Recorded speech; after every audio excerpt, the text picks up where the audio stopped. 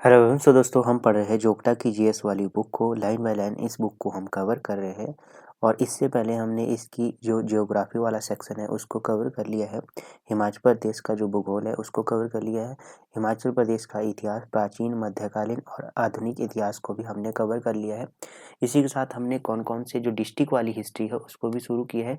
तो उसमें हमने बिलासपुर को कवर कर लिया है, हमीरपुर को पढ़ लिया है, चंबा को हमने कवर कर लिया है, कांगड़ा, कुल्लू और किन्नौर को भी हमने कवर कर लिया है। तो 6 डिस्ट्रिक्ट हमारे हो चुके हैं। 7वां डिस्ट्रिक्ट है हमारा आज का लाहौल स्पीति को हम कवर करेंगे और कुछ और डिस्ट्रिक्ट भी कवर करेंगे। तो ये बुक हम लाइन बाय लाइन कवर कर रहे हैं। और हिमाचल प्रदेश में जो एग्ज़ाम होते हैं जैसे कि आपका एचपीपीएससी के द्वारा जो कंडक्ट करवाया जाता है या एचपीआरसी के द्वारा जो कंडक्ट करवाए जाते हैं, उनमें जो एचपीजी के क्वेश्चन पूछे जाते हैं वो इस बुक से डायरेक्ट आपको देखने को मिलते हैं। ठीक है, तो इसका 4th एडिशन हम कवर कर रहे हैं। जो लेटेस्ट एडिशन है इसका जोग्टा अकेडमी का, उसको हम कवर कर रहे हैं। ठीक है, और जैसे ही इसके टॉपिक कवर हो जाएंगे उसके बाद जो इसमें एमसीक्यू दिए गए हैं सेक्शन वाइज, जैसे टॉपिक वाइज इसमें एमसीक्यू दिए गए उनको भी हम कवर करेंगे। एमसीक्यू हम विद एक्सप्लेन के साथ कवर करेंगे, उनकी चारों ऑप्शनों को भी एक्सप्लेन हम करेंगे। ठीक है, तो ये हमारा टारगेट रहेगा और जल्दी ये बुक कवर हो जाएगी क्योंकि हम इस बुक के मैक्सिमम हमने 140 पेज कवर कर लिए और इसके 400 पेज हैं। ठीक है, उनको हम कवर कर लेंगे जल्द ही। तो शुरू करते दोस्तों आज के सेशन को। लाहौल स्पीति डिस्ट्रिक्ट को हम पढ़ने जा रहे हैं। लाहौल स्पीति जिले की सीमा पश्चिम में जम्मू और कश्मीर। तो इसको हम पहले मैप में देख लेंगे, उसके बाद हम इसको लाइन लाइन कवर करेंगे। तो सबसे पहले लाहौल स्पीति को मैप में देख लेते हैं। ठीक है,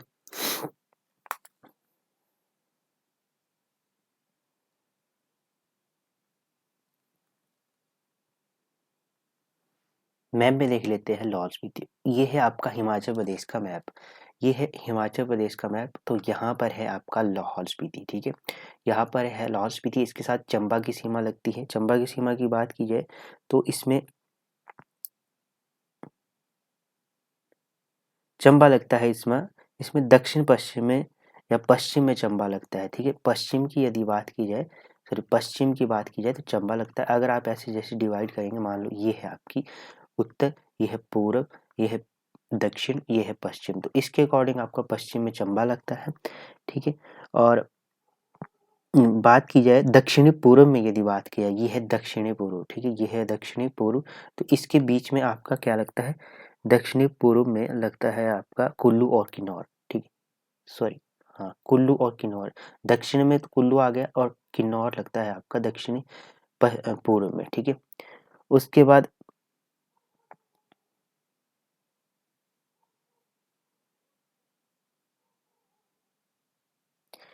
उसके बाद जो आपका उत्तर में इसका जम्मू और कश्मीर और लद्दाख की सीमा लगती है। ठीक है, तो ये हो गया इसका उत्तर में जम्मू कश्मीर और लद्दाख की सीमा लगती है। ठीक है, अब इसको पूरा जो लाहौल स्पीति वाला मैप है उसमें देख लेते हैं। ये है, देखो है ना, लाहौल स्पीति का मैप आपको दिखाई दे रहा होगा।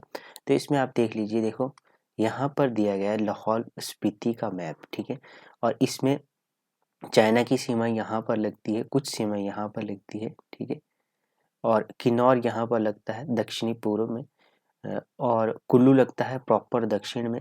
ठीक है, कांगड़ा की सीमा भी लगती है। ठीक है, और चंबा की सीमा, ठीक है, चंबा की सीमा यहाँ से लगती है। ठीक है, तो यदि पश्चिम में पूछा जाए तो चंबा लगता है, और दक्षिणी पश्चिम में पूछा जाए तो कांगड़ा भी आपने बताना है। ठीक है, अगर ऑप्शन में हुआ। ठीक है, तो ये हो गया मैप लाहौल स्पीति का। अब यहाँ से इसको लाइन बाय लाइन कवर कर लेते हैं। ठीक है, लाहौल स्पीति जिले की सीमा पश्चिम में जम्मू कश्मीर, पश्चिम में जम्मू कश्मीर और उत्तर में लद्दाख। ठीक है, उत्तर में लद्दाख, पश्चिम में यदि बात की जाए जम्मू कश्मीर और पूर्व में लद्दाख, दक्षिणी पूर्व और कुल्लू और किन्नौर तथा दक्षिणी पश्चिम में चंबा के साथ लगती है। ठीक है,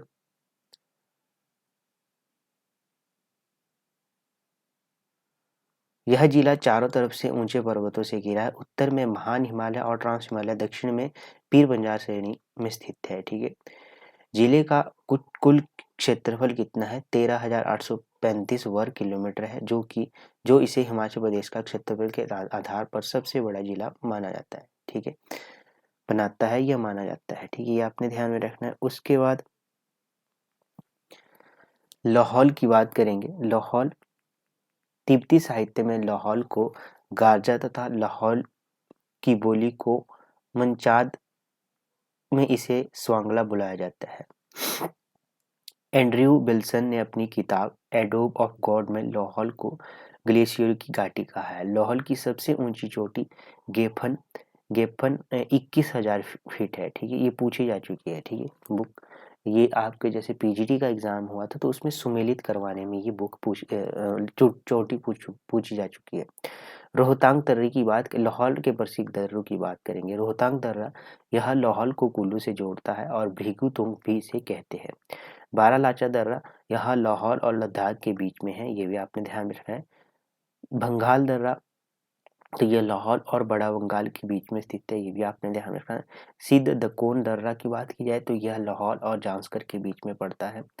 कुगती दर्रा यह भरमौर और लाहौल के बीच में पड़ता है, इसका प्रयोग गद्दी लोग करते हैं। कुंजुम दर्रा यह लाहौल और स्पीति के बीच में पड़ता है। जांस्कर दर्रा या दर्रे को सिंगोला दर्रा भी कहते हैं, तो ये पूछा जा चुका है एचएस के एग्जाम में। ठीक है, यह लाहौल को लाहौल से जोड़ता है। ठीक है, सिंगोला जांस्कर दर्रा। लाहौल के मुख्य मठ भी है, जैसे गुरु घंटाल, कारदांग, सासुर, गैमूर। ओ मणि पद में अहम घाटी का पवित्र गायन है, जिसका अर्थ है कि मैं सच के मार्ग का आह्वान और सार्वभौमिकता की अनुभूति करता हूँ। लाहौल की घाटियों की बात करेंगे, 42 की बात करेंगे। लाहौल में 3 घाटियां हैं, चंद्रा भागा और चंद्रा भागा। चंद्रा और भागा घाटी और नदियां तांदी में मिलती है। चंद्रा भागा जो घाटियां हैं ये तांदी नामक स्थान पर मिलती है। चंद्रा घाटी, इस घाटी का स्थानीय नाम रंगोली तथा गोंदला तथा सिसु 2 महत्वपूर्ण स्थान इस घाटी में है। सिसु में गेपन देवता का मंदिर है। गोंदला किला कुल्लू के राजा मानसिंह ने बनवाया था। यह गुरु घंटाल की 8वीं शताब्दी की गुफा है। ये क्वेश्चन पूछा जा चुका है as it is, Hamirpur board के जो एग्जाम होते थे उनमें ये पूछा जा चुका है। ठीक है, तो भागा घाटी का स्थानीय नाम गहार है। गहार घाटी के प्रमुख गांव दारचा, गेमूर, खंगसर, जिप्सा इत्यादि है। ठीक है, गेमूर का गोम्पा बड़ा प्रसिद्ध है, ये भी आपने ध्यान रखना है। पत्सू घाटी का अंतिम विश्राम गृह है। पत्सू किसी समय बड़ा व्यापारी केंद्र था। केलांग के सामने कारदंग गोम्पा है। केलांग लाहौल स्पीति का सबसे बड़ा गांव है। चंद्राभागा घाटी स्थानीय नाम पट्टन है इसका। तांदी से आरंभ होती है।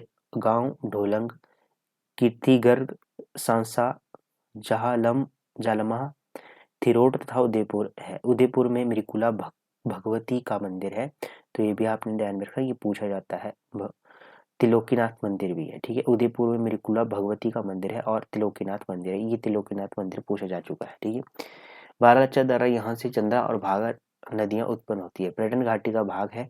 इस दर्रे को pass with cross road on summit भी कहा जाता है, जहां जांस्कर, लद्दाख, स्पीति और लाहौल के मार्ग मिलते हैं। जांस्कर नदी लाहौल के अत्यंत उत्तरी भाग में उत्पन्न होती है और दारचा में भागा में मिल जाती है। स्पीति की बात करेंगे। स्पीति का अर्थ है रत्नों की भूमि या मणि की भूमि। स्पीति की ऊंचाई लाहौल से अधिक है। यह उत्तर में किल्टा चोटी और दक्षिण में मणिरंग चोटी द्वारा घिरी हुई है। इसका निचला भाग साम कहलाता है, जो स्पीति की दोनों तरफ है तथा लिंगटी स्पीति की सहायक नदी है। भार मध्य भाग है। टूड स्पीति का सबसे ऊंचा क्षेत्र है। शांग्री ला तिब्बत सीमा पर शीत पर्वतीय मरुस्थल है।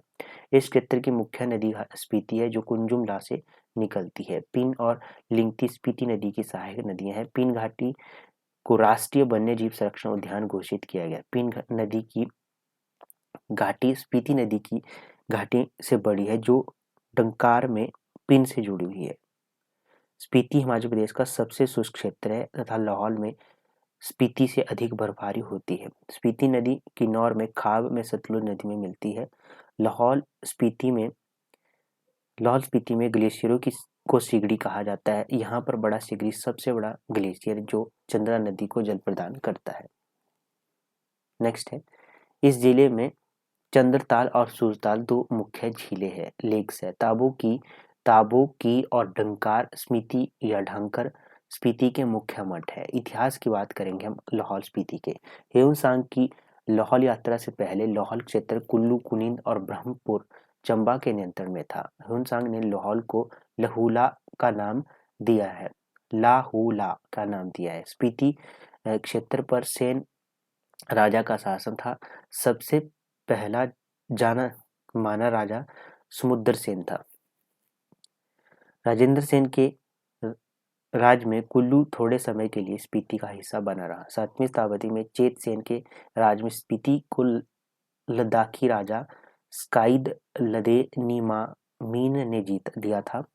कहा जाता है कि लद्दाख के मजबूत शासन के दौरान स्पीति लद्दाख का अभिन्न अंग था और कमजोर शासनकाल में स्वायत्त राज्य था। लाहचन उत्पला 1080 से 1110 ईस्वी जो लद्दाख का राजा था, ने कुल्लू पर आक्रमण किया और कुल्लू के राजा ने उसे लोहे और मदसोस, जिसे जौ कहा जाता था, कर के रूप में भुगतान करने का वायदा किया था। मदसोस याक और गाय के मिलन से उत्पन्न होती है। यह कुल्लू में नहीं पाई जाती, अपितु कुल्लू के राजा ने उसे लाहौल से मंगवाया था। राजा उत्पला मृकुला देवी मंदिर को मरीचि वज्र बारहा में परिवर्तित करने के लिए उत्तरदायी था।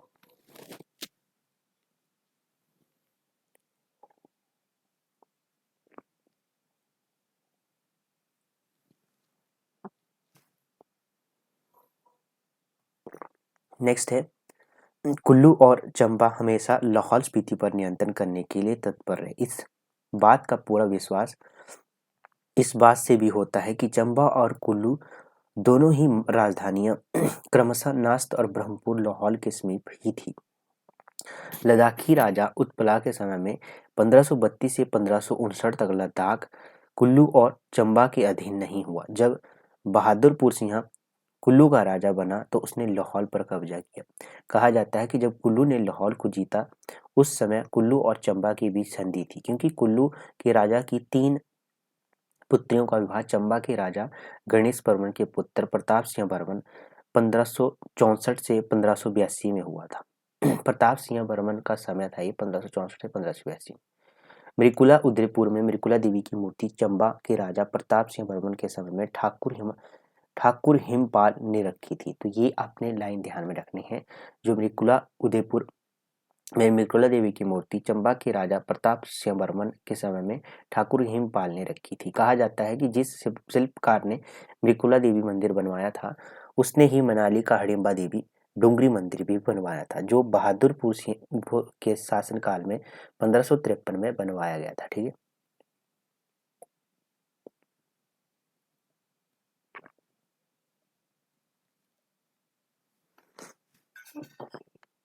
उसके बाद कुल्लू के राजा ने उस शिल्पकार को दायां हाथ काट दिया ताकि वह उसी तरह का दूसरा मंदिर न बनवा सके, परंतु उसने अपना बायां हाथ प्रशिक्षित कर मृकुला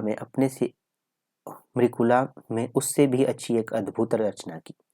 बहादुरपुर सिंह के राजकाल में से लाहौल पर कुल्लू का कब्जा तब तक रहा जब तक कुल्लू और लाहौल दोनों को सिख ने नहीं जीता। कुल्लू के लाहौल पर नियंत्रण के दौरान कुछ छोटे छोटे प्रमुख थे, जिन्हें ग्यालप्पा और जो ग्रामीण प्रमुख कहा जाता था। 1683 में लद्दाख पर क्वाला को मंगोलों का आक्रमण हुआ। इस आक्रमण का कारण तिब्बत के 2 गुटों डुगपा लाल टोपी और गेलुगपा पीली टोपी के बीच मतभेद था। लद्दाख में डुगपा का पक्ष लिया और गेलुगपा ने मंगोलों से मदद मांगी और लद्दाख पर आक्रमण किया। उसी समय मंगोलों ने लाहौल पर आक्रमण कर दिया, क्योंकि उसके लामा दुगपा गुट के समर्थक थे। लाहौल में इस आक्रमण को सोगपो मंगोल आक्रमण कहा जाता है। मंगोल सेना लाहौल में 2 साल रही, क्योंकि उन्होंने केलोंग के केलांग के किले पर कब्जा किया हुआ था तथा उसके बाद तीनन के पास एक ग्लेशियर खिसक जाने के कारण सभी मंगोल दबकर मारे। विधि सिंह 1672 से 1688 तक इनका समय रहा। कुल्लू के राजा ने मुगलों की मदद की जब फिदाई खासन के नेतृत्व में उन्हें लद्दाखियों ने मंगोलों के विरुद्ध बुलवाया। इस मदद के लिए मुगलों ने विधि सिंह को लाहौल का ऊपरी भाग दे दिया। लाहौल में थिरोट, कुल्लू और चंबा के बीच सीमा बनी रही जो विधि सिंह के काल में निर्धारित की गई थी। कुल्लू के राजा मान सिंह ने 1688 से 1719 का जब इनका समय था ने करीब सन 1700 में लद्दाख के साथ लिंगती में सीमा निर्धारित की। 1681 से 1683 में तिब्बती लद्दाखी और मुगल युद्ध के बाद स्पीति नाम मात्रा के लिए लद्दाख के अधीन था। मान सिंह ने इसका फायदा उठाया और स्पीति को अपने अधिकार में लिया और उसे भुगतान करने पर विवश किया। मान सिंह ने गोंदला किला बनवाया जिसे रानी की कोठी कहा जाता है। तो रानी की कोठी गोंदला किला को कहा जाता है। कुल्लू के राजा टेडी सिंह के राजकाल में जब कोई भी सुनार रघुनाथ जी के लिए छत्तर नहीं बना सका तो लाहौल के सुनार फुंटन्स को बुलवाया गया। राजा प्रीतम सिंह 16 जिनका समय 1767 से 1806 के समय में लाहौल सेना को गेपा गलाहा के नेतृत्व में थी को मंडी के विरुद्ध समर्थन दिया गया और बजरौरा में मंडी राज्य युद्ध में हार गया। 1820 में जब मोरक्राफ्ट लाहौल से गुजरा तो उसने देखा कि 4 गांव बार कालाननक, मुलिंग, सिपलिंग और गुस लाहौली गांव अभी भी लद्दाख को राजस्व चुका रहे हैं जो अंग्रेजों ने 1862 में बंद कर दिया था। उस समय लाहौल की राजधानी तांदी थी जहां से कुल्लू के राजा प्रशासनिक अधिकारी और प्रतिनिधि थे। उस समय फुराहा का बालीराम जज था जिसका कार्यालय तांदी में था। वह आरोपियों को जुर्माना नहीं लगाता था बल्कि उन्हें पेड़ से बांधकर कोड़े बरसाता था।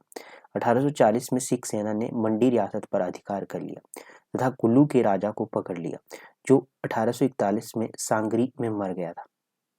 उस समय मंडी के साथ साथ कुल्लू लाहौल भी सिखों के नियंत्रण में आ गए और 1839 में जब कनिंगम लाहौल आया तो उसने लाहौल को सिखों के अधीन पाया तथा जोरावर सिंह जो लद्दाख का राज्यपाल था लाहौर और लद्दाख के बीच व्यापार को नियंत्रित करता था। उसकी कर प्रणाली टैक्स सिस्टम लोगों को बहुत सता रही थी। 1841 में जोरावर ने तिब्बत पर आक्रमण किया परंतु उनके सामने कमजोर पड़ गया तथा मारा गया। अब 1842 में तिब्बती सेना ने लद्दाख की तरफ कूच किया परंतु उन्हें दिसंबर 1842 में गुलाब सिंह की सेना ने हरा दिया तथा उनका जनरल सुखांग बंदी बना दिया गया। 1846 में अमृतसर की संधि गुलाब सिंह और अंग्रेजों के बीच हुई जिसमें पंजाब का पहाड़ी क्षेत्र जम्मू के राजा गुलाब सिंह को दे दिया गया परंतु लाहौर और स्पीति अंग्रेजों में ही रहे। अंग्रेजों द्वारा लाहौल को जीत के बाद थिरोट के नीचे वाला क्षेत्र चंबा के अधीन ही रहा। यह क्षेत्र चंबा लाहौल कहलाया तथा बाकी हिस्सा ब्रिटिश लाहौल कहलाया। अंग्रेजों द्वारा लाहौल और कुल्लू के हरण के बाद लाहौल को कुल्लू उपमंडल का भाग बना लिया गया जो सहायक आयुक्त के अधीन था। यह कांगड़ा के उपायुक्त के अधीन कार्यरत था जिसका मुख्यालय धर्मशाला में था। लाहौल का उच्चतम अधिकारी नेगी था जो राजस्व वसूली के लिए जिम्मेवार था। नेगी का मुख्यालय केलांग में था जहां वह एक माननीय न्यायाधीश तथा जनपदाधीश का कार्य करता था। उसका अधिकार क्षेत्र पूरे लाहौल में था। नेगी बेगार प्रथा तथा बंधुआ मजदूरी अंग्रेजों को मुहैया करवाता था। लाहौल का अंग्रेजी सरकारों द्वारा नियुक्त पहला नेगी बलीराम था तथा ठाकुर ताराचंद खांगसर का दूसरा नेगी नियुक्त हुआ। इसके बाद यह पद वंशानुगत चलता रहा जब तक 1941 में नायब तहसीलदार नियुक्त हुए। 1849 में कुल्लू का सहायक आयुक्त मेजर हे स्पीति गया और वहां का कार्यभार संभाला।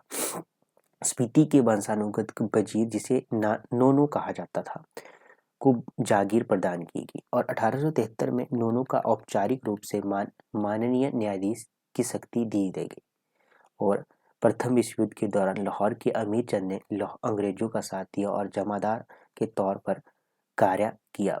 उसके इस मूल्यांकन योगदान के लिए उसे 1917 में राय बहादुर का खिताब दिया गया। 1941 में लाहौल स्पीति की एक उप तहसील बनाई गई जिसका मुख्यालय केलांग में था। अब उसके बाद क्या होता है, 1960 में पंजाब सरकार ने लाहौल स्पीति को एक जिले के रूप में बदल दिया जिसका मुख्यालय केलांग में था और 1966 में हिमाचल प्रदेश में शामिल कर लिया गया। अब विशेष की बात करेंगे, यहाँ से क्वेश्चन बनने की संभावना है, विशेष से काफी क्वेश्चन बनते हैं। 1869 में केलांग में एक डाकघर शुरू किया गया, ठीक है। 1935 में दूसरा डाकघर पट्टन घाटी के लोटे गांव में खोला गया। कांगड़ा बोर्ड द्वारा पहला नियमित स्कूल 1919 में उर्दू माध्यम में खोला गया। बीज फार्म एक खोज इकाई 1960 में पट्टन घाटी के गोरमा में खोला गया। केलांग में कुट और मेवा खोज इकाई है, यूनिट है। 1978 में लोगों की आकांक्षाओं और प्रशासनिक गतिविधियों को ध्यान में रखकर एक अतिरिक्त उपायुक्त एडीसी काजा में नियुक्त किया गया। तासीगंग भारत चीन सीमा के पास हिमालय की ऊंची चोटियों पर बसा एक छोटा सा गांव है। यह देश का सबसे ऊंचा मतदान केंद्र बन गया। इसकी ऊंचाई 15,256 फीट है। लाहौल स्पीति जिले में काजा शहर इसके सबसे नजदीक है। धर्म की बात करेंगे, गेफांग, दावला, तग्यूर,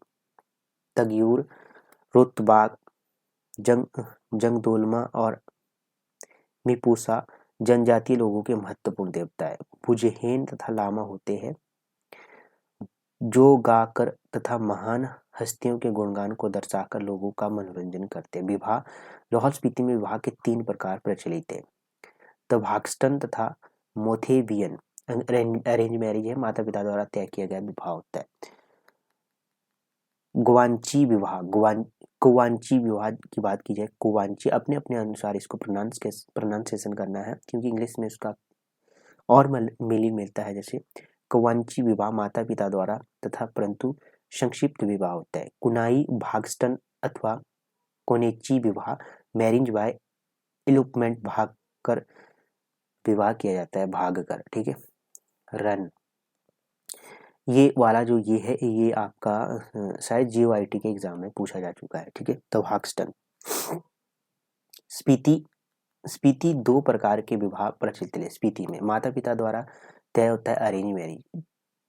खानदम एक होता है, अर्थात माता पिता की इच्छा के विरुद्ध अपनी इच्छा से किया गया विवाह होता है जिसे लव मैरिज कहते हैं।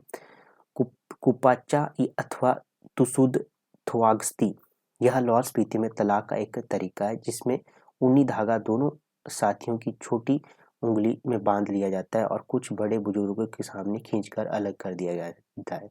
तो ये आपने ध्यान में रखना है, पूछा जा सकता है। ये तलाक का प्रकार है एक, ठीक है। अब नेक्स्ट यहाँ पर मेले और त्योहार देख लेते हैं। फेस्टिवल की बात करेंगे। लदारचा वार्षिक मेला जो किब्बर गांव के पास जुलाई में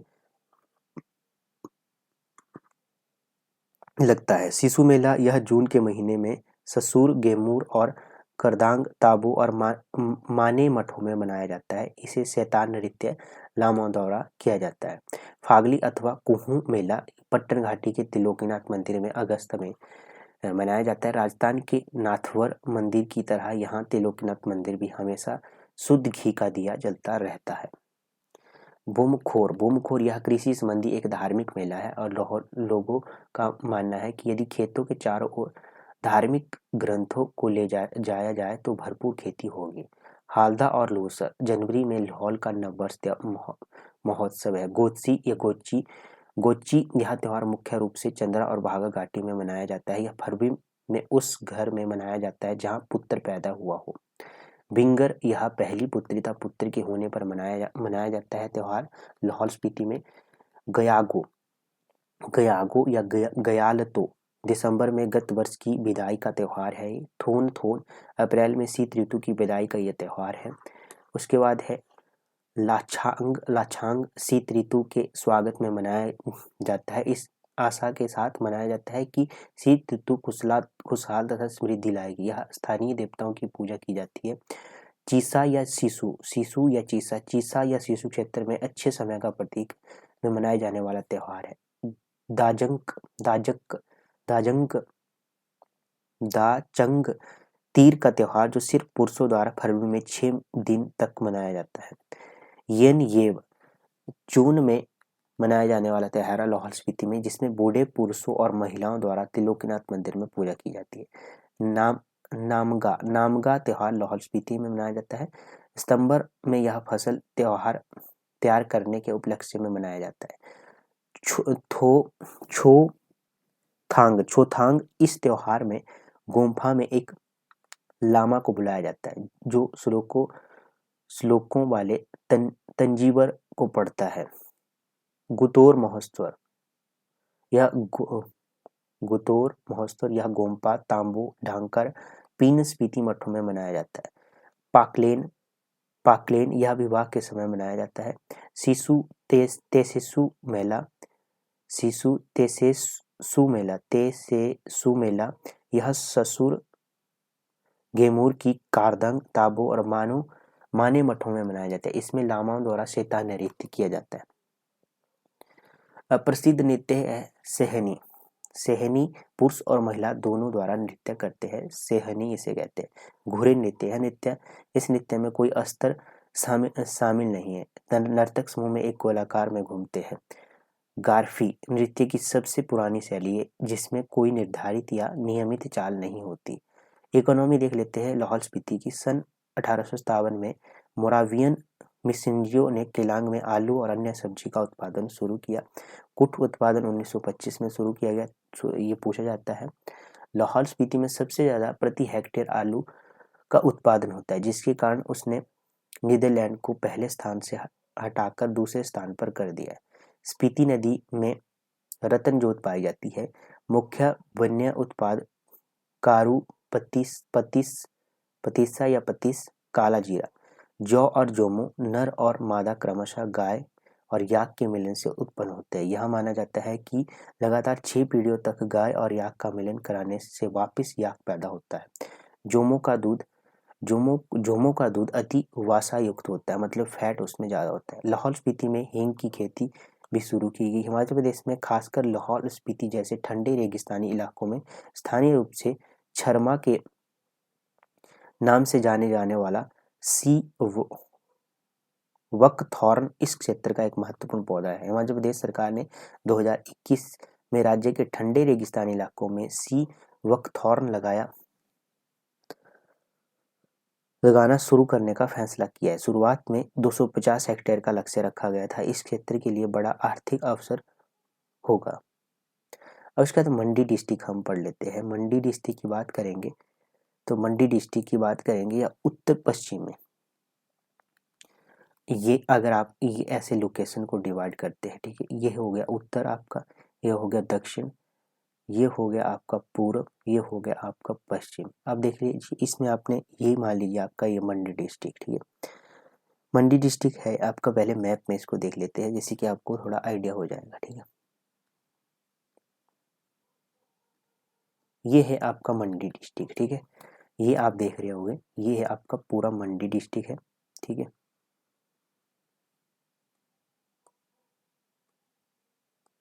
ये है आपका मंडी डिस्ट्रिक्ट, ठीक है, मंडी डिस्ट्रिक्ट ये है, ठीक है। ये मंडी डिस्ट्रिक्ट, अब यहाँ से थोड़ा सा इसे लोकेशन वाइज डिवाइड कर लेते हैं तो ताकि आपकी चीज़ें काफ़ी क्लियर हो जाएगी, ठीक है। तो सबसे पहले बात करेंगे उत्तर पश्चिम में। अगर आपसे पूछा जाए तो मंडी डिस्ट्रिक्ट के उत्तर पश्चिम में क्या है,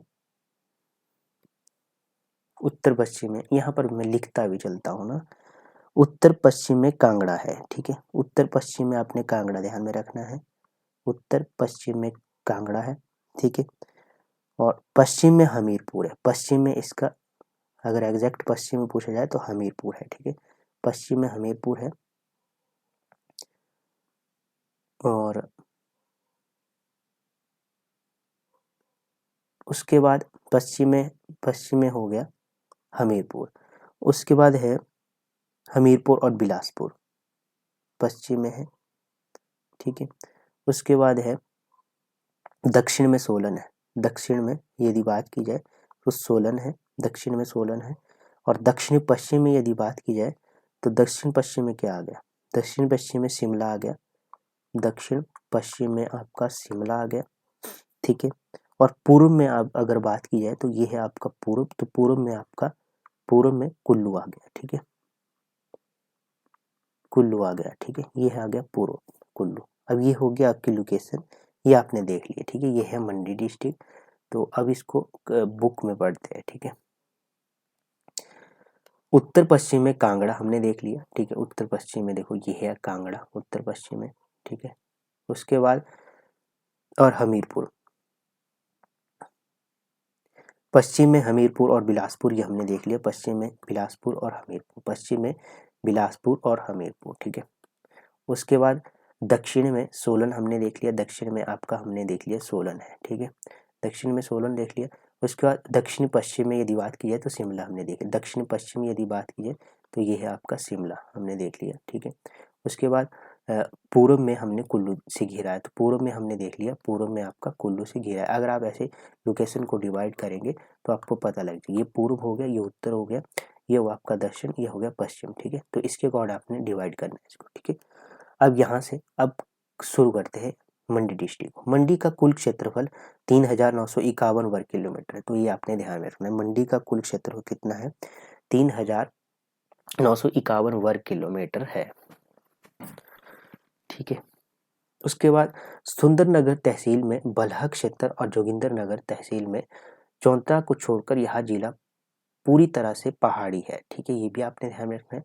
बद्दर, चौहार, सराज और सोनार के इलाकों में सर्दियों में बर्फबारी होती है, ठीक है। तत्तापानी और देहरा जिले के सबसे गर्म स्थान है, जिले की पूछा गया है। अगर पूछा जाए कि मंडी जिले के सबसे गर्म स्थान तत्तापानी और देहर है।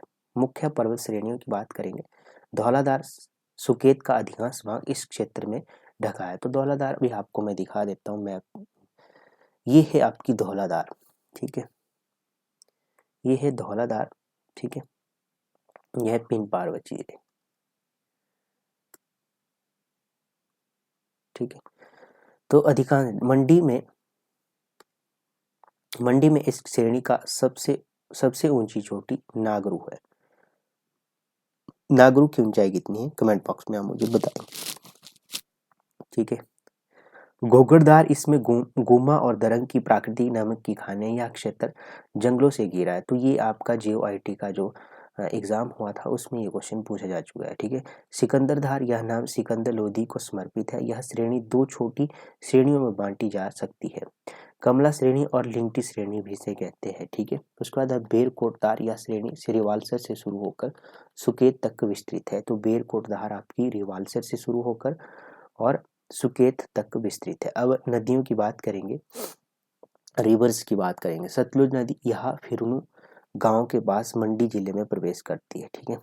अगर स्पेशल मंडी का मैप लगा, हाँ ये है मंडी का मैप, ये है, इसमें देख लेते हैं, ठीक है, चीजें इसमें काफी क्लियर हो जाएगी, ठीक है। अब हम सबसे पहले देखेंगे सतलुज नदी। सतलुज नदी की बात की है, फिरनू गांव के पास से चंबा जिले में प्रवेश करती, मंडी जिले में फिरनू के पास मंडी में प्रवेश करती है, तो इसको देख लेते हैं मैप में। ये है आपकी सतलुज नदी, सतलुज नदी आपको दिखाई दे रही होगी इसमें, अगर आप देख पा रहे होगे तो ये है आपकी ब्यास, ठीक है, ये है आपकी सतलुज, देखो ये है सतलुज नदी आपको दिखाई दे रही होगी। तो यहाँ से ये कह रहे हैं कि फिरनू गांव के पास से मंडी में प्रवेश करती है। इसकी सहायक नदियां हैं खेदल, भगवती, बंत, रेहर, सिवाना, कट्टू, बागर और सियोन, ये इसकी प्रमुख सहायक नदियां हैं सतलुज की। तो फिरनू गांव से ये मंडी में प्रवेश करती है, तो यह है सतलुज नदी आपकी, ठीक है।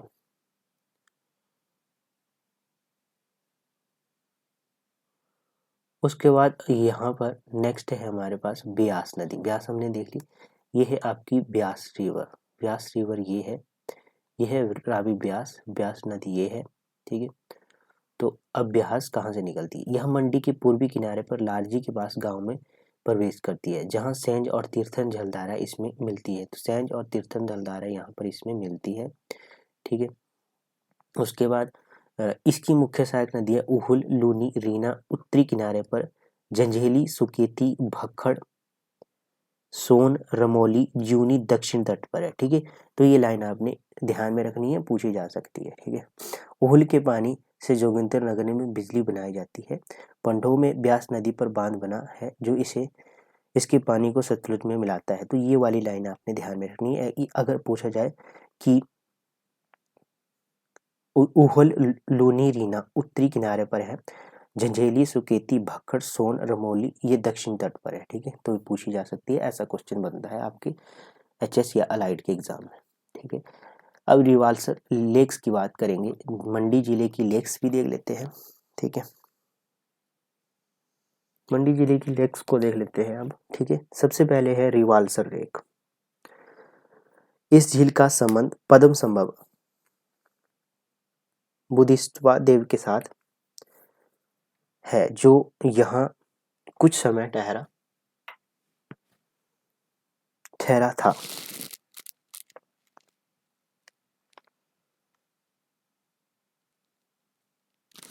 उसके बाद लोमस ऋषि और 10वें गुरु गोविंद सिंह भी कुछ समय के लिए यहाँ ठहरे थे। उसके बाद परासर लेक है। परासर लेक की बात की, हर साल जून में मेला लगता है। मछियाल झील की बात करेंगे। इस झील का नाम मच्छेंद्रु देवता और भगवान विष्णु के अवतार मत्स्य के नाम पर पड़ा है। पुराने लोग पवित्र महाशिर मछली के लिए सोने की बालियां तोहफे में देते थे। यहाँ मछली नाक में सोने की बाली पहने देखी जा सकती है। कामरू नाग मछियाल झील शायद पुलिस के एग्जाम में पूछी जा चुकी है। कामरू नाग झील यह चचोट तहसील में मंडी करसोग सड़क मार्ग पर स्थित है। कहा जाता है कि यह झील पांडवों के भाई भीमसेन ने कामरू के साथ बनवाई थी। इतिहास की बात करेंगे, पहले सुकेत की हिस्ट्री को देख लेंगे। वीरसेन की बात करेंगे। सुक्षेत्र का अर्थ है स्वर्ण भूमि। पाणिनि ने इसे मुकुट कहा था। सुकेत राज्य की स्थापना अत्रि गोत्र के चंद्रवंशीय वीरसेन नामक राजकुमार ने 765 ईस्वी पूर्व से पहले की थी।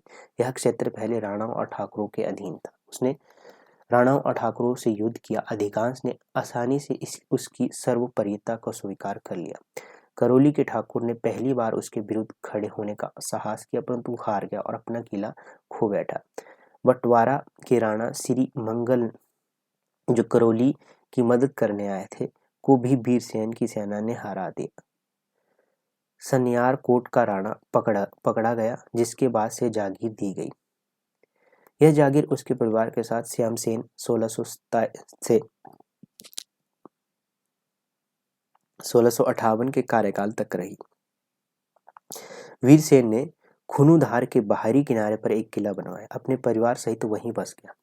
अब वीरसेन ने सुकेत रियासत की पहली राजधानी सुरही इलाके के पंगाणा नामक स्थान पर बनाई तथा काजून व मगार किले का निर्माण करवाया। 850 से 900 ईस्वी के आसपास वीरसेन ने कुल्लू में भूपपाल को पकड़ा और बंदी बनाकर रखा। वीरसेन ने कांगड़ा के साथ सीरखंड में बीरा नाम का किला बनवाकर सीमा निर्धारित की। हाटली के राणा को हराने के उपलक्ष्य में वीरसेन ने बीरकोट दुर्ग का निर्माण करवाया। विक्रमसेन की बात करेंगे। यह राजा धार्मिक मनोवृत्ति का था। उसने सिंहासन संभालने के कुछ समय बाद ही अपने भाई त्रिविक्रम को कार्यभार सौंपा और कुछ दिनों के लिए हरिद्वार चला गया।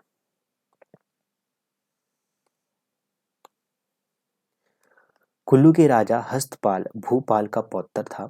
सुकेत को सालाना कर देता था तथा अस्थायी रूप से कुल्लू सुकेत के अधीन था। त्रिविक्रम गद्दार साबित हुआ और अपने भाई के ही खिलाफ साजिश रची। उसमें उसे हस्तपाल भी की थी मदद मिली, जिसने बदले में कुल्लू को सुकेत से आजाद करवाने का वचन दिया था। 2 साल बाद जब विक्रमसेन वापस आया तो केओंथल की मदद से त्रिविक्रम और हस्तपाल दोनों को ज्यूरी में हराया और अपने राज्य के साथ कुल्लू पर भी पूर्ण नियंत्रण कर लिया। लक्ष्मण सेन कुल्लू के राजा हमीरपाल ने लक्ष्मण के नाबालिग होने का फायदा उठाकर आजाद हो गया। साहू सेन 1000 ईस्वी में विजय सेन के 2 पुत्र थे, साहू सेन और बाहू सेन। उनके आपस में संबंध बिगड़ जाने के कारण बाहू सेन सुकेत छोड़कर भाग गया और कुल्लू के मंगलौर चला गया। अपने आप को वहां छोटे शासक के रूप में स्थापित किया। बाद में 12वीं पीढ़ी में इसी के वंशज अजबर सेन ने मंडी कस्बे को बसाया। बिलास सेन वह अत्याचारी स्वभाव का था। 4 साल बाद उसके अधिकारियों ने उसे जहर देकर उसके भाई समुद्र सेन को राजा बना दिया था। सेवंत सेन 1120 ईस्वी में इनका समय रहा। वह नवजात ही था जब उसके पिता बिलास सेन को जहर दिया गया। बिलास सेन की रानी ने अपने नवजात के साथ सराज में एक जमींदार के घर पर शरण ली। राजा बनने के बाद सेवंत ने जमींदारों को जागीर प्रदान की तथा उसी गांव में रानी का कोट नामक किला बनवाया। मदन सेन की बात करेंगे। 1240 ईस्वी इनका समय रहा। उसने कुल्लू से जीते अपने एक क्षेत्र में मदनपुर नाम का किला बनवाया। उसने बंटवारा के राणा श्री मंगल सिंह को हराया, जिसके बाद में मंगल क्षेत्र की प्रधानता मिली। अब क्या होता है उसके बाद, मदन सेन ने अपनी राजधानी पांगणा से बलह घाटी की लोहारा नामक स्थान पर बदली। अब ये भी आपने ध्यान में रखना है। मदन सेन ने अष्टम्भ नाथ का मंदिर बनवाया। पर्वत सेन 1500 ईस्वी में इनका समय रहा। उसे एक पुरोहित ने श्राप दिया, जिसे एक दासी के साथ अवैध प्रेम संबंध बनाने के अपराध में जुर्माना लगाया गया था, जिसके कारण पुरोहित ने आत्महत्या कर ली थी। राजा ने श्राप से मुक्त होने के लिए उस पुरोहित के पुत्र को लग और सरी का वजीर बना दिया। यह क्षेत्र ब्राह्मण के बड़े पुत्र सुल्तान चंद द्वारा शासित था। उसने सुल्तानपुर शहर की स्थापना की, जिसे बाद में कुल्लू के राजा जगत सिंह ने जीतकर अपनी राजधानी बनवाया। करतार सेन 1520 ईस्वी में इसके शासनकाल में राजधानी को लोहारा से करतारपुर स्थानांतरित किया गया, जिसे वर्तमान में पुराना नगर कहा जाता है। अर्जुन सेन 1540 में कुल्लू के राजा बहादुर सिंह का समकालीन था। उस समय बजीरी रूपी का क्षेत्र सुकेत के अधीन था। एक बार बजीरी रूपी के लोग अर्जुन सिंह के पास कुछ प्रार्थना लेकर आए। राजा ने उसे भला बुरा कह दिया तथा अपमान कर दिया तथा सामंत नाराज होकर कुल्लू के राजा बहादुर सिंह के पास गए और अर्जुन सिंह के खिलाफ विद्रोह कर दिया। बजीरी रूपी कुल्लू का भाग बन गया। श्यामसेन की बात करेंगे। श्यामसेन 1620 ईस्वी में शासन करता है, इनका समय रहा। उसकी रानी को बुशहर से थी। श्यामसेन की रानी कहाँ से थी? बुशहर से थी।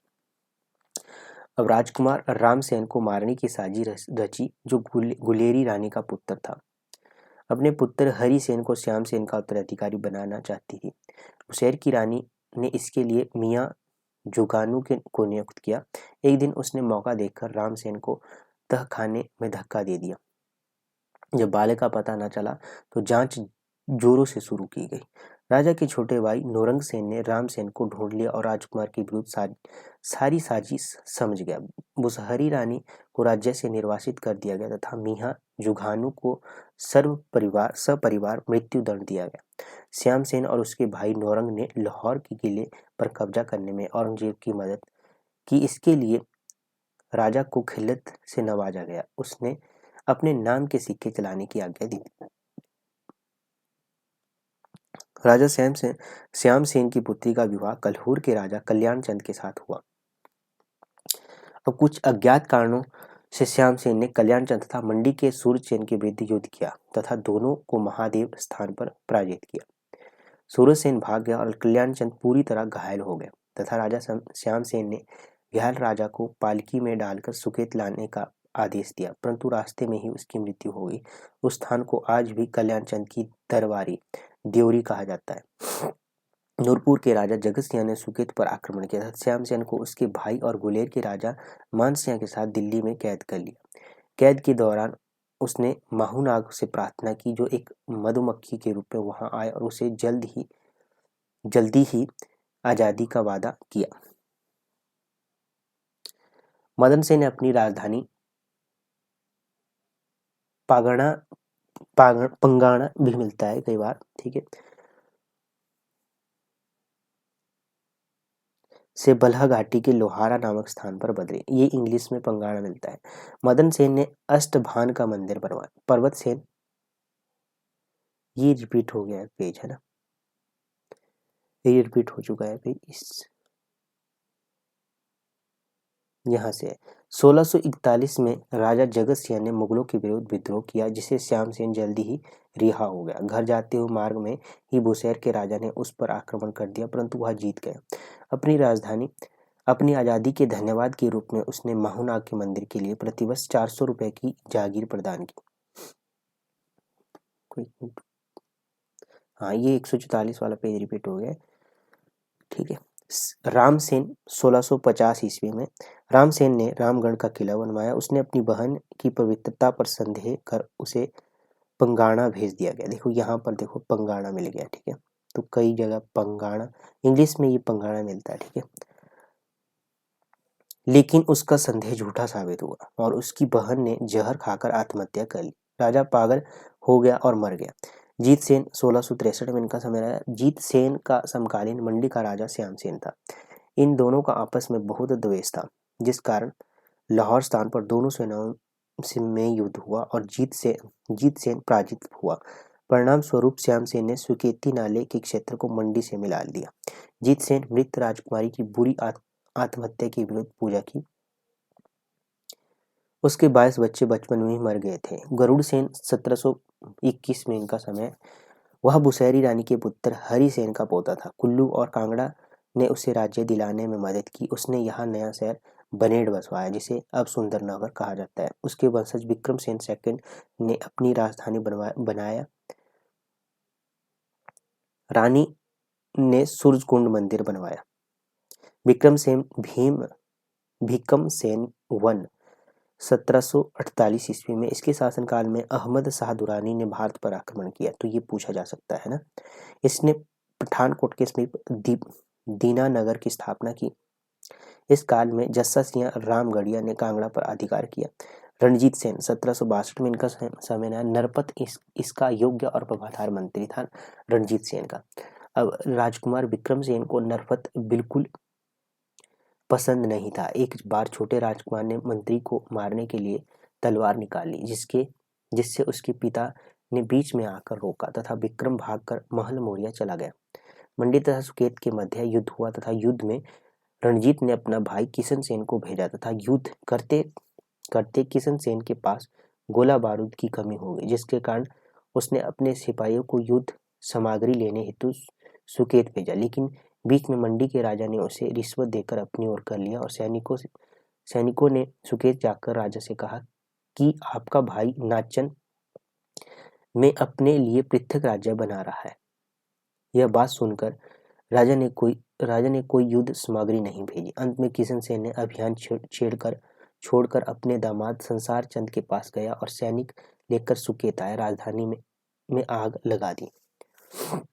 रणजीत सेन की मृत्यु जहर खाने से हुई, जो गलती से उसके वैद्य ने दिया था। विक्रम सेन सेकंड की बात करेंगे। इनका समय 1791 ईस्वी में। सबसे पहले उसने नरपत से शत्रुता के चलते बटवाड़ा के किले में बंद किया, जहां उसे मृत्युदंड दिया गया और उसका चाचा किशन सिंह जगन्नाथपुरी में वापस सुकेत चला गया। उसने विक्रम सेन को पूर्ण समर्थन दिया। 1792 में क्या होता है,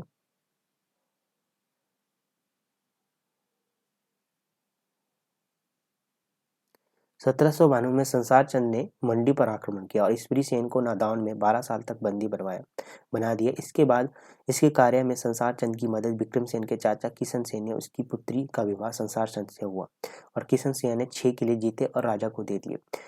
राज्य के आरंभिक दिनों में ही विक्रम सेन ने अपनी राजधानी बनेड़ वर्तमान सुंदरनगर को ले लिया, जिसे उस समय पुराना नगर भी कहते थे। विक्रम सेन ने अपने राजकाल में पाली और दुदार के किले बनवाए। उसके समय में प्रसिद्ध अंग्रेज यात्री विलियम मोरक्राफ्ट 1820 में सुकेत होता हुआ कुल्लू और लद्दाख की ओर गया। 1838 में उग्रसेन का समय 1838 में इसके शासनकाल में कलहूर में विद्रोह हो गया। और कल्हूर में विद्रोह हो गया, जिसमें उसने कल्हूर में शांति स्थापित करते हुए एक अच्छे पड़ोसी का किरदार निभाया। 1839 में यूरोपियन मिस्टर विग्ने आया और पहला यूरोपियन जो सुकेत आया था विलियम मोरक्राफ्ट 1820 में था। 1840 में रणजीत सिंह के पौत्र नौनिहाल सिंह ने जनरल बेंतुरा के अधीन सुकेत मंडी और कुल्लू के विरुद्ध सेना भेजी। राजा उग्रसेन ने अधीनता स्वीकार कर ली और उसके प्रति दयालुता दिखाई। नरोत्तम पुरोहित राजा का वजीर था, जिसने विधवा को बेचने का कानून बनाया और इससे प्राप्त आय और संपत्ति नरसिंह जी मंदिर को देने को ऐलान किया। राजा ने इमला बिमला घाटी में शिव मंदिर बनवाया। 1845 में जब सिख सेना ने ब्रिटिश क्षेत्र पर आक्रमण किया तो उग्रसेन और मंडी के बलबीर सेन ने ब्रिटिश सेना का सिखों के विरुद्ध समर्थन किया। 9 मार्च 1840 में अंग्रेजों और सिखों के बीच में एक संधि हुई, जिसके अनुसार मंडी और सुकेत सीधे ब्रिटिश नियंत्रण में आ गया और उन्हें जालंधर के आयुक्त के कार्यभार के तहत रखा गया। अक्टूबर 1846 में उग्रसेन को सरकार की ओर से सनद आज़ादी दे दी गई और नरोत्तम इस समय राजा का मुख्य वजीर था। 1 नवंबर 1921 में सुकेत को पंजाब सरकार के नियंत्रण में भारत सरकार के नियंत्रण में 15 अगस्त 1947 तक स्थानांतरित कर दिया गया। रुद्रसेन 1876 में ये बनते हैं। अपने पिता की मृत्यु का पता जब रुद्रसेन को लगा तो वह हरिपुर से सुकेत चला गया। जालंधर के कमिश्नर कर्नल डेविस ने उसे राजगद्दी पर बैठा दिया। उसने फिर से धुंगल को अपना वजीर नियुक्त किया गया। रामदित्ता मल को राज्य के हिसाब किताब की जांच पड़ताल के लिए नियुक्त किया गया। राजा ने राजकर को ढाल कहलाती थी जो बढ़कर 4 रुपए से 8 रुपए प्रति खार कर दिया। 1 वर्ष के बाद धुंगल वजीर को हटा दिया गया और गुरदित्ता मल को नया वजीर बनाया गया। समय के साथ उग्रसेन को शासन अधिक दमनात्मक बनता गया और जमींदारों के कर बढ़ा दिए गए, मतलब टैक्स बढ़ा दिए गए और आम जनता की स्थिति बिगड़ती हुई। अंत में जालंधर के कमिश्नर ने हस्तक्षेप किया। सन 1879 में रुद्रसेन को गद्दी से हटा दिया गया। अरिमर्दन सेन 1879 में उग्रसेन के अपदस्थ होने के समय अरिमर्दन की आयु 15 वर्ष थी, इसलिए उग्रसेन के भाई मीहा शिव सिंह और चाचा जगत सिंह को राज्य का मैनेजर नियुक्त किया गया। कांगड़ा के सरदार हरदयाल सिंह को तहसीलदार रखा गया। राजा ने उर्दू में कई पहाड़ी रियासतों का इतिहास लिखा। अरिमर्दन सेन की मृत्यु उसी वर्ष धर्मशाला में होगी। दुष्ट निकंदन सेन, वह केवल 13 वर्ष की आयु में गद्दी पर बैठा। हरदयाल सिंह की को रियासत का मैनेजर नियुक्त किया गया। 1884 में उसके प्रस्थान पर डोनाल्ड को वजीर बनाया गया। राजा ने राज्य में कई सुधार किए, जैसे मालगुजारी टैक्स को कम कर दिया, जूरी के पास सतलुज पर एक पुल बनवाया, सुंदरनगर में औषधालय खोला गया। 1893 में भोजपुर में स्कूल खोला गया, कई डाकखाने बनाए गए। सन 1908 में राजा की मृत्यु हो गई। दुष्ट निकंदन सेन भीमसेन 1808 से 1919 तक रहे। 1911 में इस राजा को दिल्ली दरबार में आमंत्रित किया गया। प्रथम विश्व युद्ध के दौरान राजा ने अंग्रेजों का पूर्ण समर्थन किया, इसके लिए इसे 1918 में KCSI की उपाधि से सम्मानित किया गया। राजा ने अपने समय में कोई सुधार के कार्य किए कई और उसने बनेड के किंग एडवर्ड अस्पताल बनवाया और मंडी से लेकर सुंदरनगर तक सड़क बनवाई। भीमसेन ने राजा की मृत्यु 1919 में निमोनिया से हुई। भीमसेन की लक्ष्मण सेन 1919 से 1948 तक रहे। लक्ष्मण राजा के राज्यकाल में सुकेत को नवंबर 1921 में पंजाब के पॉलिटिकल विभाग से अलग करके सीधा भारत सरकार के अधीन किया गया। 1911 में भारत सरकार ने लक्ष्मण सेन की मृत्यु दंड देने के अधिकार प्राप्त किए और राजा लक्ष्मण सेन के कार्यकाल में निर्मित प्रमुख इमारतें थी Lakshman Bhim club, the prince of Wales, orphan home, मुख्य जिला इमारतें आदि थी। 15 अगस्त 1947 को रियासत भारत सरकार के नियंत्रण में आ गई। मंडी रियासत की बात करेंगे। मंडी राज्य की नींव सुकेत के राजा राजकुमार बाहुसेन ने रखी। मंडी और सुकेत का बंटवारा लगभग 1200 ईस्वी में हुआ। कहा जाता है कि बाहुसेन ने अपने भाई साहुसेन से झगड़ा किया था, जिसके बाद बाहुसेन कुल्लू के मंगलान में बस गया। बाहुसेन ने हाट कुल्लू में राजधानी स्थापित की। वहां उसकी 11 पीढ़ियां रही।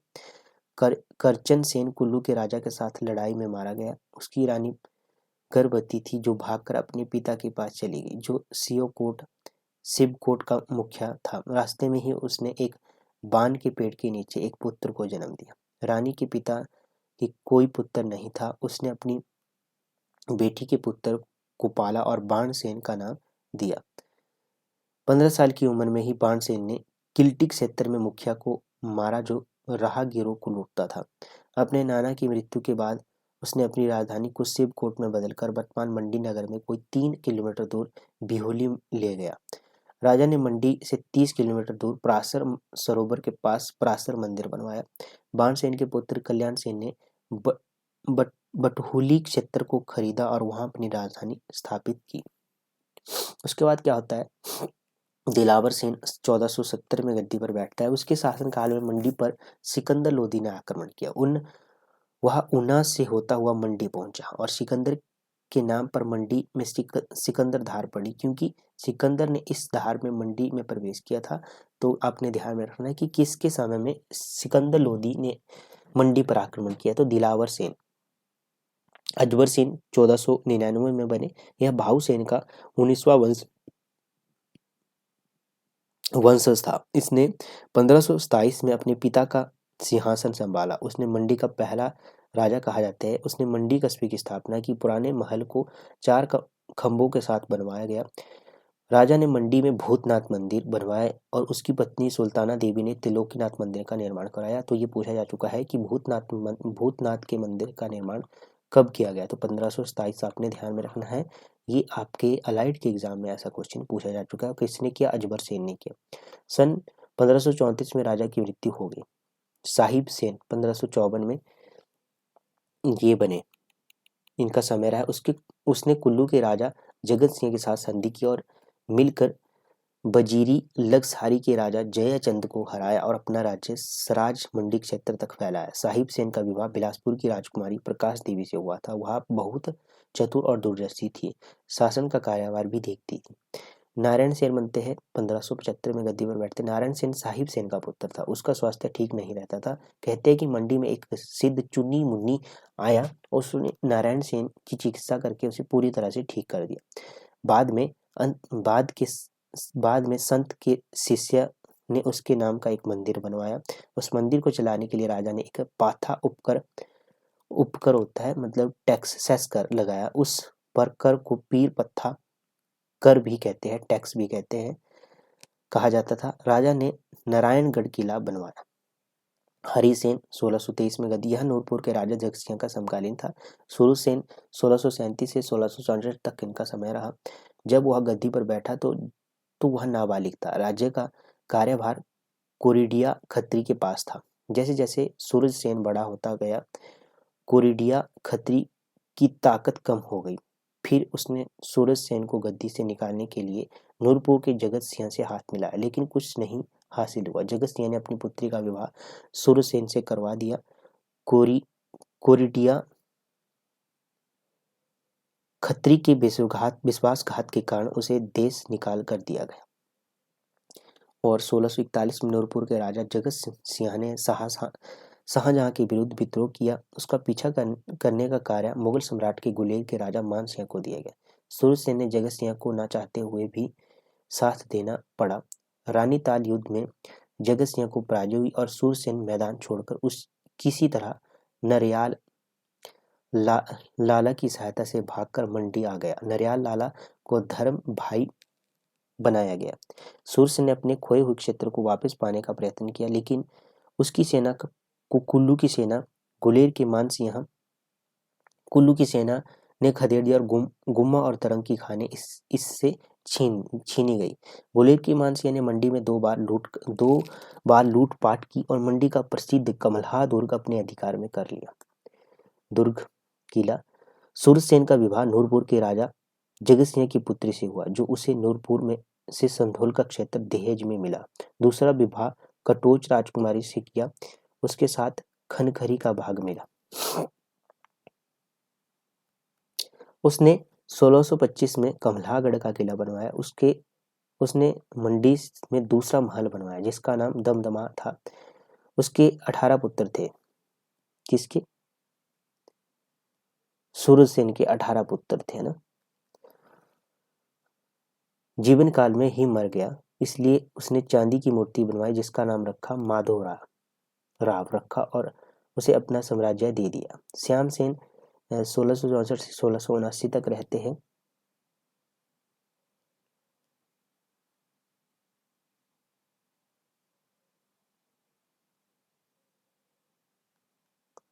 से 1679 तक रहते हैं श्यामसेन। 1664 में श्यामसेन ने सिंहासन संभाला और कुल्लू के राजा हुआ आक्रमण की। कुछ समय पश्चात बिलासपुर में गृह युद्ध छिड़ गया। कांगड़ा राजा के भड़काने पर मुगल सेना ने बिलासपुर पर चढ़ाई कर दी। बिलासपुर का राजा भीम सिंह नाबालिग था तथा इसकी माता मंडी के राजा श्यामसेन की बहन थी, इसलिए उसने बिलासपुर की सहायता के लिए अपनी सेना भेज दी तथा मुगलों को बिलासपुर से खदेड़ दिया। मंडी के इतिहास में एक बात सामने आती है कि श्यामसेन के बाद मंडी में किसी स्थानीय राणाओं का उल्लेख नहीं होता। इस काल में मंडी और सुकेत में घोर शत्रुता थी। इसका कारण था बलहा घाटी, सबसे उपजाऊ घाटी थी ना। सुकेत की जीतसेन का समकालीन राजा श्यामसेन था। जीतसेन श्यामसेन को ठिक्कर नाथ कहा करता था। ढिक्कर दोनों का लाहौरा में घोर युद्ध हुआ। सुकेत की हार हुई। राजा एक महान यात्री था। वह नेपाल, बनारस और जगन्नाथ गया। राजा ने श्यामा काली का मंदिर बनवाया जो मंडी कस्बे के ऊपर टारना धार में है। गुरुसेन 1679 से 1684 तक रहे। वह जगन्नाथ में भगवान की मूर्ति लाया। जगन्नाथ से उसने कल्हूर के राजा से संधि की और हटोली में कांगड़ा के राजा से युद्ध किया। सिद्धसेन 1684 से 1727 तक रहता है। 1678 में राज्य संभाला। उसके पिता गुरुसेन का नाजायज भाई जिम्पू सिद्धसेन के राज का एक महान मंत्री था। मंत्री जिम्पू ने जमीन बंदोबस्त करवाया और कर को नगदी में लेना शुरू किया। जो टैक्स था उसको नगदी में लेना शुरू किया। सिद्धसेन का सेनापति बीरू सिंह था। 1688 में इसने नाचन, हटली और दलेल क्षेत्र को जीत लिया। बंगाल का राजा पृथ्वीसेन सिद्धसेन का दामाद था जिसे दमदमा महल में बंदी बनवाया गया। उसको छुड़वाने में सुकेत ने मदद की थी लेकिन सफलता नहीं मिली। बाद में पृथ्वी को मार दिया गया और बंगाल पर कुल्लू के राजा ने अपना अधिकार कर लिया। गुरु गोविंद सिंह 17वीं शताब्दी में 1686 में मंडी आया। ये क्वेश्चन पूछा जा चुका है किसी एग्जाम में।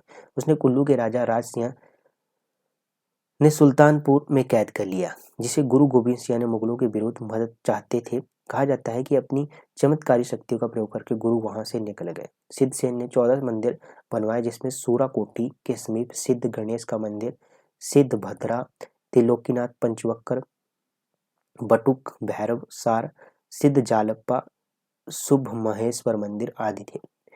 उसकी मृत्यु 100 साल की उम्र हुई। इसके इकलौते पुत्र ज्वालासेन की मृत्यु उसके रहते ही हो गई, इसलिए इसके पौत्र शमशेर सेन ने राज संभाला। तो ये किसकी मृत्यु हुई? 100 साल बाद सिद्धसेन की। अब शमशेर सेन बैठते हैं गद्दी पर 1727 से 1781 तक। शमशेर सेन 5 वर्ष की आयु में मंडी का राजा बना। राज्य का कार्यभार राजमाता रानी हटली और वजीर जिम्पू के हाथों में था। शमशेर सेन का विवाह चंबा के राजा उग्रसेन की बेटी से हुआ था। शमशेर सेन ने कुल्लू पर आक्रमण करके जौहर पर अधिकार कर लिया। चौहर पर अधिकार कर लिया। कुछ समय रानी हटली और जिम्पू के मध्य विवाद हो गया क्योंकि रानी कुछ भाग अपने रिश्तेदार को लौटाना चाहती थी। फिर रानी ने षड्यंत्र रचकर जिम्पू को मरवा दिया। जब इस बात का पता शमशेर सेन को चला तो उसने रानी के सहयोगी धर्मनाथ को प्राण दंड दिया। भयभीत होकर रानी धासूण में रहने लगी।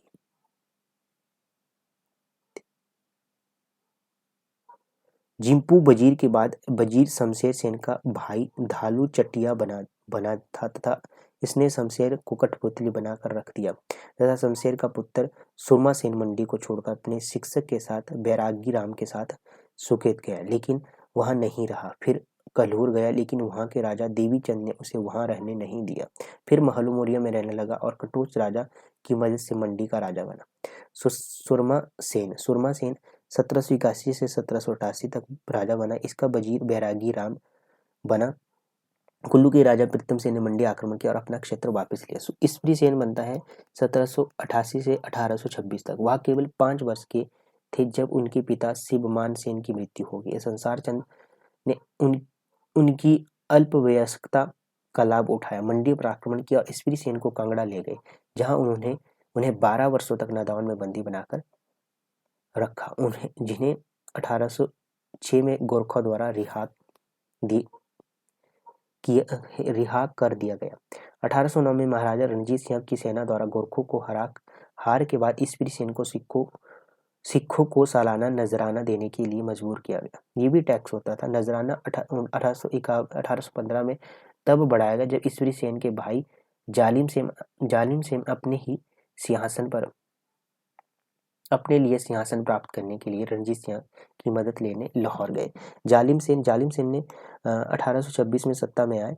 अपने भाई ईसवी के खिलाफ लड़ाई के दौरान इन्होंने कांगड़ा के संसार चंद के संरक्षण में कांगड़ा में शरण ली। अब 1839 में उनकी मृत्यु होगी। अपनी मृत्यु से पहले उन्होंने राज्य का शासन अपने छोटे भतीजे बलवीर सेन को सौंप दिया, जो राजा ईसवी सेन के बेटे रानी का बेटा नहीं, एक उपपत्नी का बेटा था। अब बलवीर सेन आते हैं। 1839 में रणजीत सिंह की मृत्यु के बाद उनके पोते नौनिहाल सिंह ने चीनी भूमि तिब्बत पर अभियान से पहले सुकेत, मंडी और कुल्लू पर हमला किया।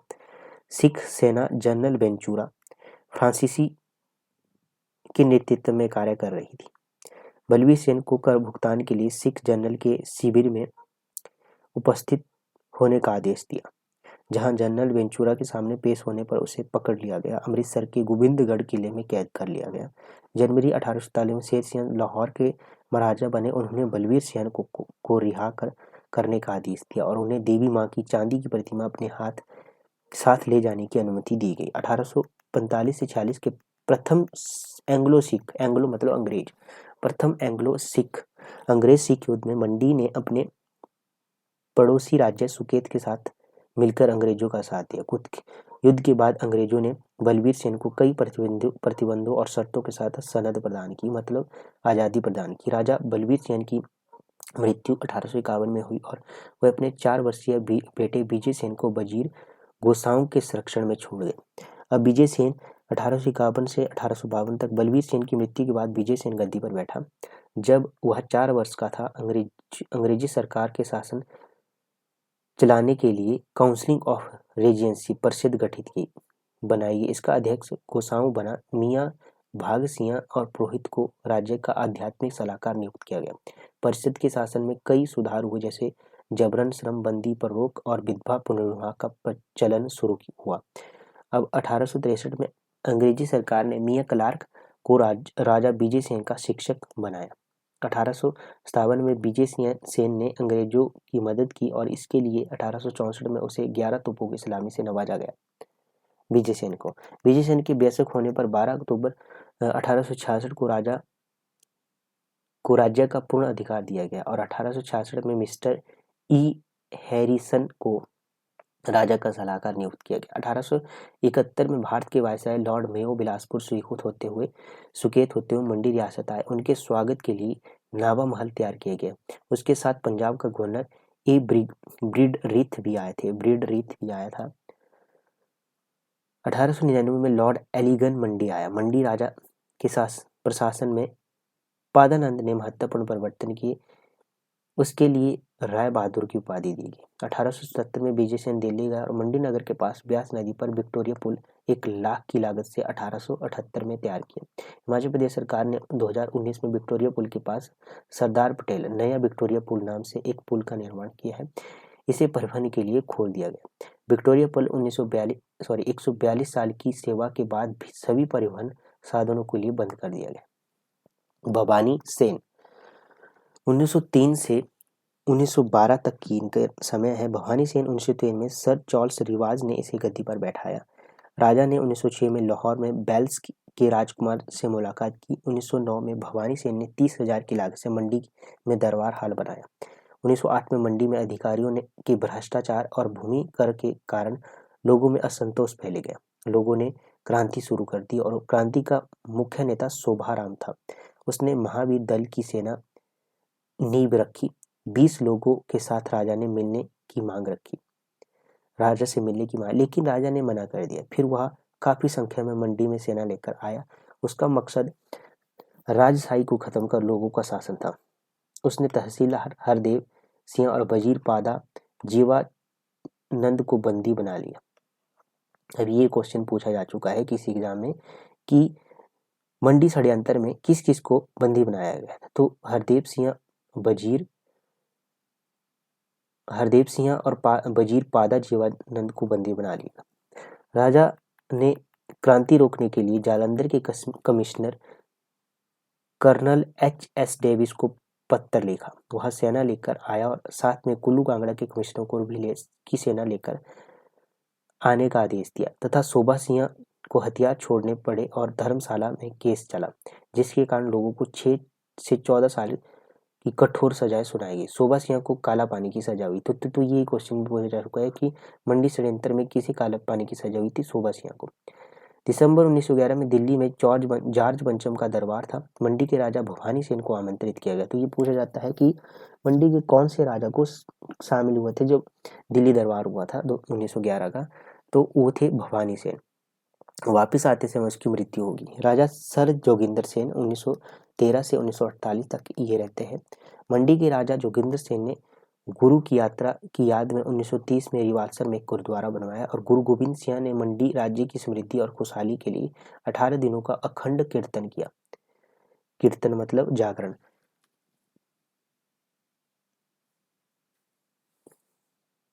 रिवालसर नामधारी के लिए विशेष रूप से पवित्र है। वह मंडी के अंतिम राजा थे। नामधारी आंदोलन है ना, अंतिम राजा थे जिनकी मृत्यु 1986 में हुई थी। 1 नवंबर 1921 में राज्य का राजनीतिक नियंत्रण पंजाब सरकार 15 अगस्त 1947 तक भारत सरकार को हस्तांतरित ट्रांसफर किया गया। 8 मार्च 1948 को अंतिम राजा कर्नल जोगिंदर सेन ने मंडी के अलग प्रतीक को खत्म करने का फैसला किया और आखिरकार 15 अप्रैल 1948 को मंडी हिमाचल का हिस्सा बना। अब मंडी की इकोनॉमिक्स देख लेते हैं। इकोनॉमी मंडी को 4 विभिन्न क्षेत्रों में बांटा गया है। बल्ह घाटी मंडी का मैदानी क्षेत्र है। बलद्वाड़ा और संधोल निम्न पहाड़ी में स्थित है। नगवाई गोहर